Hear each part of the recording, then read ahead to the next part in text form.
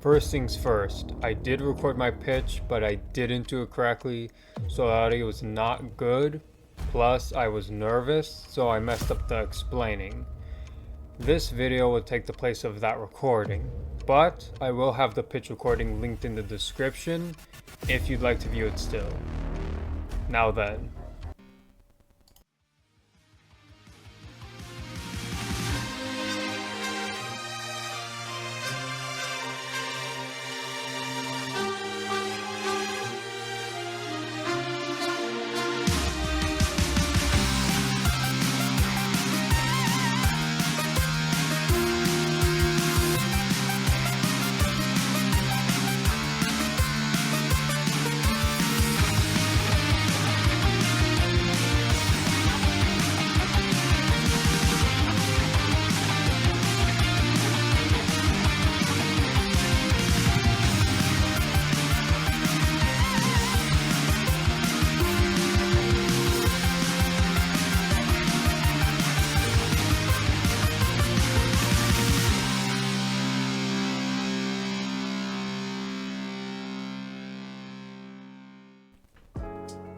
I hope you are all enjoying the Year of the Snake so far.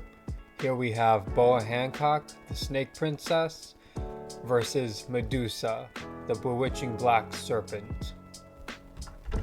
Now, here's the obvious connections. Based off Medusa and the Gorgon sisters from Greek mythology, grew up on islands, and turned people to stone. But what interests me most about this matchup is the differences. Hancock's story goes from bad to good, while Medusa's goes from good to bad. Hancock is the lady that wants all eyes on her, while Medusa would rather you not notice her. Analysis: Boa. Back in Zorro vs. Urza, Boomstick said the three types of hockey are like Neapolitan ice cream. Chocolate is armament hockey, vanilla is observation hockey, and strawberry is conquerors hockey. So, you can bring that joke back, which I do actually enjoy. Boomstick is a Luffy x Hancock shipper. This is important later. Now, as I said a bit earlier, Hancock's story goes from bad to good. As a child, Hancock and her sisters were kidnapped from their ship and taken as slaves by the Celestial Dragons. Very bad people. Eventually, thanks to another slave who got away but later returned to free all the slaves, they escaped, eventually making it back to their island. Hancock eventually became the ruler of the island, and eventually became one of only a handful of pirate warlords. And later from that, a certain happy, friendly rubber man ended up on her island, which she eventually fell for. Now, her past still haunts her, so in Hancock's own words, they are submitted to a hell they could never forget. Years later, when an opportunity arose for them to escape, they gladly fled, willing to risk death to do so. Now, as an adult, she's willing to do anything to make sure no one finds out about her past. I can't stand for anyone to know our past, and I shall make any sacrifice to ensure that. We don't want anybody to take advantage of us again. And as she was saying this to Luffy, she was visibly distraught, shaking, tears. Now, onto what she can do. Hockey. Hancock has the ability to use all three types of hockey. Armament hockey allows the user to use their own spiritual energy to create, in essence, an invisible piece of armor around themselves, providing incredible offense and defensive capabilities. This form of hockey can be used to injure Devil Fruit users that are immune to ordinary physical attacks, such as those who have an elemental body. Observation hockey grants the user an extra sensory sixth sense that allows them to sense the presence, strength, and emotions of others, as well as gain limited precognitive abilities. Conqueror's Haki allows one to assert one's will over others, to dominate them, causing those of inferior spirit to be intimidated or much weaker, to lose consciousness. A more advanced application entails infusing, cladding, one's body or weapons with this haki to massively empower one's attacks. However, only a handful of the very strongest are said to be capable of this. Now, there are levels of masteries to these, and Hancock has not that many showings of using haki, but can presume she at least knows each at a high level, given that the Kuja are on average shown to be more proficient at haki compared to others. Now, on to how Hancock turns people to stone. She has the devil fruit, Mero Mero no Mi, which allows her various ways to turn people to stone. Mero Mero Mellow is a large beam that turns those who lust after her to stone. Slave Arrow is a large barrage of arrows that anything hit turns to stone, be it organic or inorganic. Pistol Kiss is a more precise version of Slave Arrow. Perfume Fumer is a strong kick that turns the hit's area to stone. Magna is a stronger version of that, which I think, if I'm remembering correctly, Magna just means great. Analysis Medusa. Now, about her various forms, you have her who closest resembles her sisters. You have her during the start of her exile on the Shapeless Isle. Then you have her a bit later from that who started enjoying killing humans. Then later from that, you have her who eventually became the monster known as Gorgon. And then you also have the alternate version of her who is just mega fashionable. Now, how summoning works is typically a mage will use a catalyst to summon a servant from history or mythology. If they do not use a catalyst, then they'll end up summoning a servant who closest is to who they are or what they are. So if you are a heroic person, you'll end up summoning a more heroic servant. And if you are a mage who uses a lot of reptile type magic, you'll end up summoning a servant who has some sort of connection to reptiles. Now, if a mage isn't the one to summon a servant, then it's the world itself. The world will summon a servant if there is something that threatens reality or the very existence of humanity, or such. Now, Medusa does not consider herself as attractive. She considers her sisters as the ideal beauty. She herself would wish upon the Grail, a ultimate wish granter, to be shorter, like her sisters. Now for Medusa's story. Born into this world as a goddess, she was different from her sisters, as she wasn't immortal and unchanging like them. She had a defect upon birth that caused her to grow and change. One day, Athena cursed Medusa to make it so she lost all her followers, causing her to be exiled to the Shapeless Isle. The exact reasons why Athena did this isn't exactly clear. Now, her sisters, still caring for their little sister, joined her even though they were still worshipped. As wannabe heroes came wanting fame and glory to try and kill Medusa and take away her pure goddess sisters, she killed the humans. But as a goddess of beauty, this ended up corrupting her, as it goes against her very being. Eventually, this started degrading her even more, along with her defect, causing her to eventually become the monster known as Gorgon. And in her madness, she ended up devouring her sisters.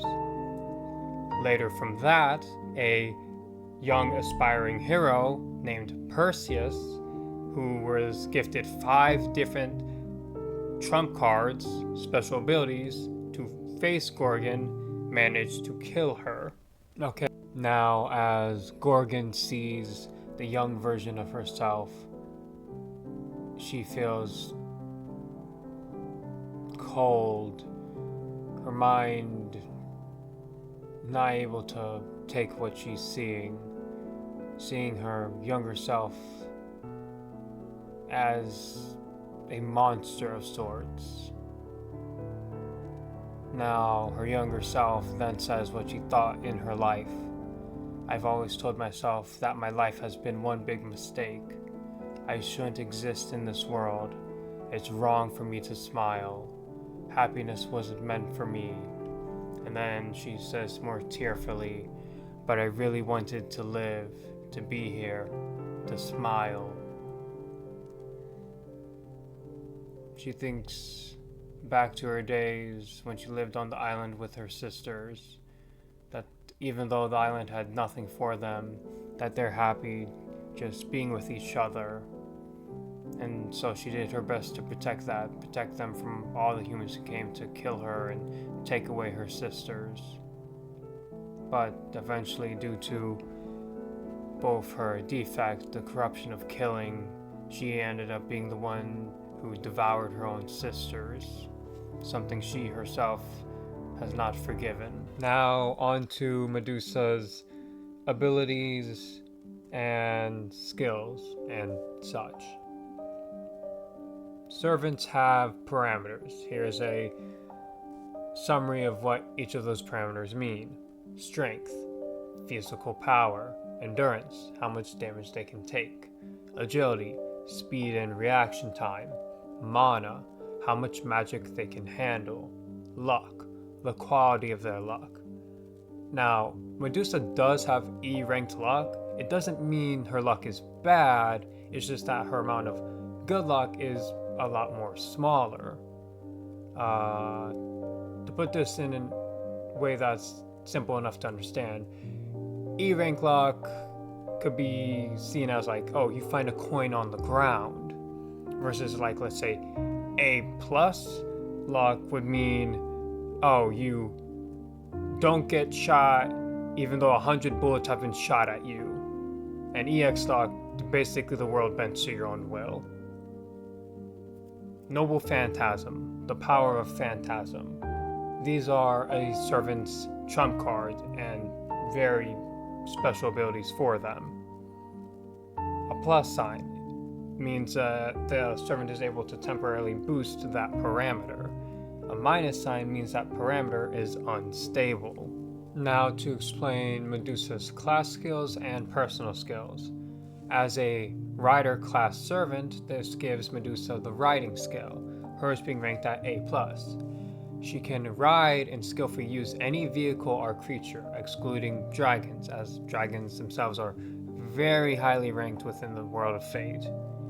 Now, skillfully ride anything at A+ rank basically means she's breaking physics. She can take something like a granny bike, which she has, and outpace that of cars specifically meant to race. Very easily at that. Magic resistance B. Cancels any magic that's below it and resists any of equal rank. To put this in perspective, magic resistance A basically negates or helps resist magic from the Age of Gods. So it's pretty good. Personal skills, Divinity E-. I'll explain the minus point in just a moment. Divinity allows for a more sturdy spirit origin and allows one to reduce special defenses. Independent action C can be without mana for a period of time. At C rank, this basically means Medusa can be without mana for about an entire day. Monstrous Strength B boosts physical strength for a time. Now, this is the thing that lowers her divinity, because every time she uses monstrous strength, that slowly makes her start becoming the monster known as Gorgon, and losing her status as a goddess. That's why there's a minus on divinity, because it is definitely unstable. Now, we're not giving a specific amount of time or how quickly monster strength can make her become the monster known as Gorgon. It shouldn't happen though within one fight. Should take at least longer than that. Now, how she turns people to stone. Mystic Eyes A+. Unconditionally petrifies those with rank C mana or lower, and even those with B rank mana can be petrified if they aren't paying attention. Those with rank A or higher won't be petrified but will sustain pressure from the eyes and receive 1 rank down in all parameters. It affects all in view, even if you close your eyes and use your mind's eye. For those who know what that means, basically if you just close your eyes but then you're still aware of her within the same room you are in.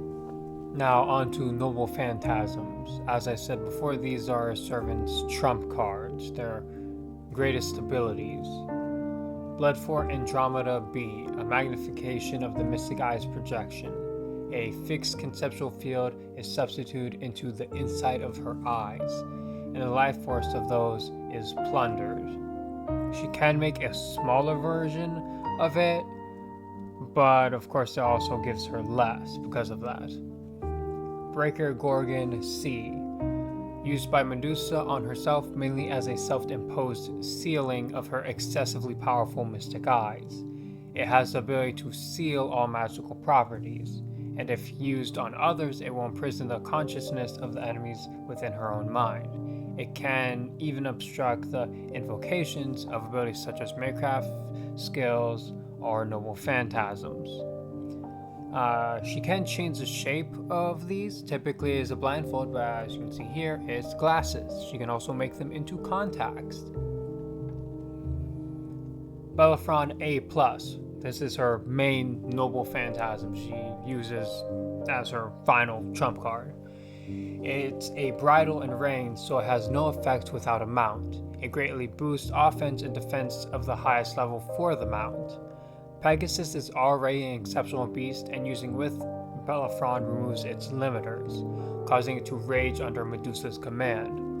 All of its abilities are increased by 1 rank, and its defensive power, already on the level of a dragon, is improved several times due to the protection provided by its massive amount of magical energy and divine protection. It's not clear what Pegasus is to Medusa and Fate, but it's most likely a gift from Poseidon.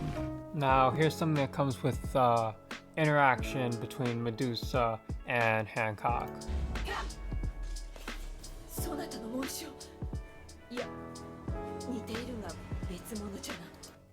Now, here's the crest that she's looking at. It's one here in the middle, the Dragon Quest Hero's crest. The reason for her taking a pause there, is because for her it closely resembles that of her slave symbol. But then here's the thing, Medusa's weapon also looks like Medusa's slave symbol. Honestly, it looks a lot closer to Medusa's weapon looks a lot closer to Hancock's slave symbol than the Dragon crest looks like to Hancock's symbol. Now for some battle and banter stuff between the two. Medusa finding Hancock more unattractive than herself, thinking the gods must have cursed this delusional woman who claims to be even more beautiful than even her sisters. Which is a joke on, if you know mythology, you know how the gods are. Hancock getting upset that legitimately Medusa cannot find her attractive. This is not, to my knowledge, something that hasn't ever been done before for Hancock. Everyone finds her attractive, excluding Luffy, but Luffy doesn't really find her unattractive either. He's just Luffy. Hancock getting stalled by mistaking Medusa's weapon as the symbol of her slave mark, as I just showed previously. Hancock doing her look down on someone by looking up, but when looking up, Medusa's coming down from above with a strike.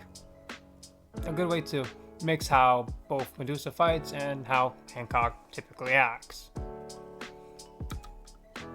Now for how they battle. Hancock does have ranged options, but she likes getting into the fray after she uses a ranged move, typically Slave Arrow, or prefers to merely go for aggressive close quarters combat. Medusa likes to stay mid-range, using her chains and legs to quickly zoom herself close by or far away from her opponent. She also uses the environment to hindrance her opponent, as you've seen previously. Some of Hancock fighting, Medusa chucking a car at another servant. Now, onto the clash of the battle. Hancock unleashes all her haki, a black aura surrounding her with a pink tinge, as she clouds herself in her various haki. She dashes forward in a sprint towards Medusa, launching herself into the air and coming down with her powerful kick, Perfume Fumer Magna.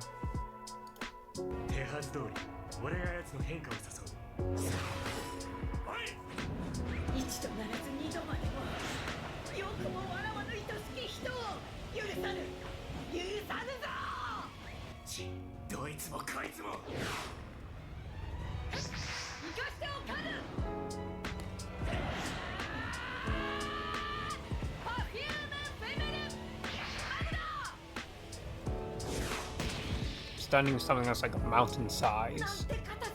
For Medusa, she slices her neck, summoning Pegasus. Underneath her, as she grasps the reins, Pegasus rears back, unfurls its wings before dashing forward immediately into the air, surrounding them in an aura of white with a tinge of pink as they zoom towards Hancock. And as soon as Medusa fully brings out Pegasus, furls wings, and dashes upwards towards Hancock to meet in an epic clash of two different powers.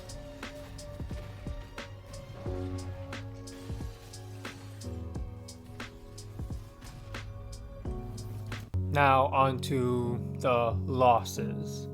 Emotional devastation. Boa Hancock loses. As she dies, she closes her eyes and says Luffy, a single tear falling from one of her eyes. Boomstick eats Neapolitan ice cream to comfort himself as he sobs. Pardon the not good ice cream render, as it may be kind of obvious, technology is not my skill. Emotional devastation. Medusa loses. As she starts to disappear, she thinks back to before she was exiled to the island, back when her and her sisters lived peacefully together. A small smile on her lips as she leaves the world.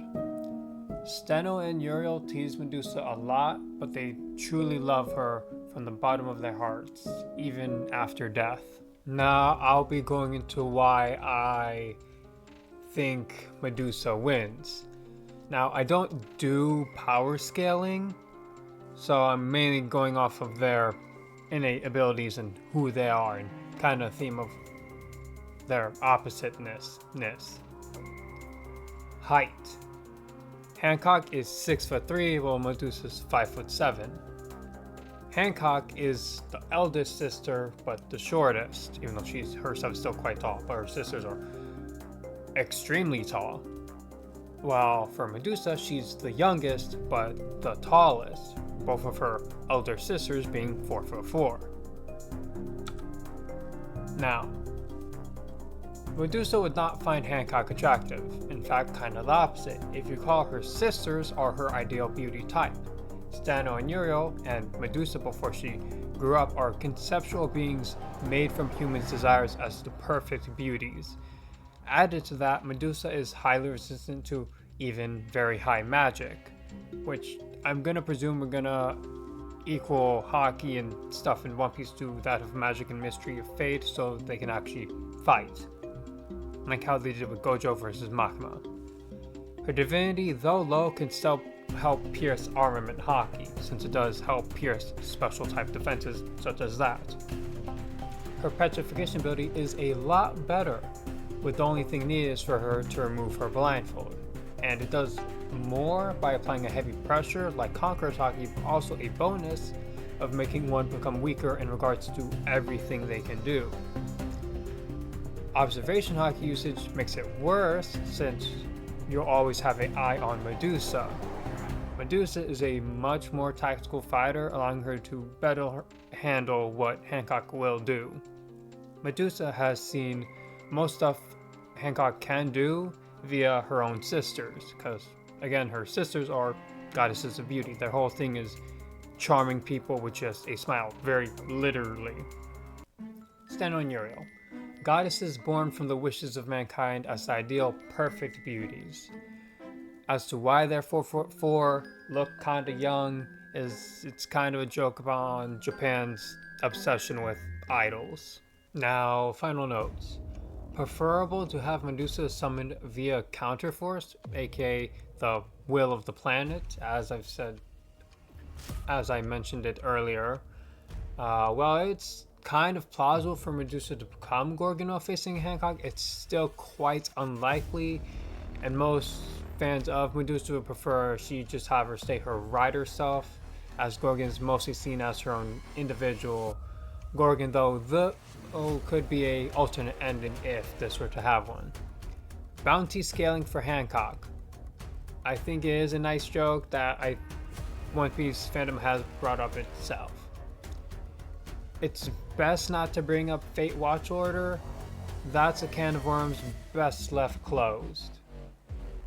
While Fate is complex with fairly deep lore, once you know the basics, it's easy enough to understand. So it'd be nice not to joke about it being complicated or confusing. I'm curious what servant Wizard would summon while explaining the various ways a servant can be summoned. Final thing, a question to all. If you could be anything, and by anything I mean literally anything, what would you be?